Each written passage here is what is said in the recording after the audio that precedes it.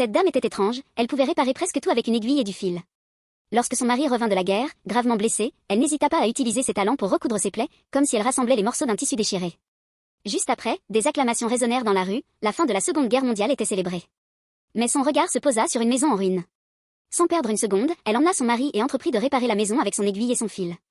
Lorsqu'elle eut terminé, elle ressentit un profond sentiment d'accomplissement. Poussée par son élan, elle fit le tour du quartier, réparant tout ce qui était abîmé. Son mari, fidèle, l'assistait avec une paire de ciseaux. Mais à mesure qu'il coupait et ajustait les fils, quelque chose d'étrange se produisit. Ses mains commencèrent à se transformer en ciseaux.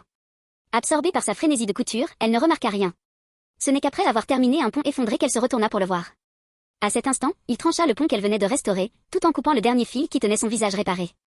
Elle comprit alors, trop tard, que son mari était devenu une créature monstrueuse, des ciseaux à la place des mains. Avec rage et confusion, il détruisit tout son travail acharné, déchirant les réparations qu'elle avait si soigneusement réalisées.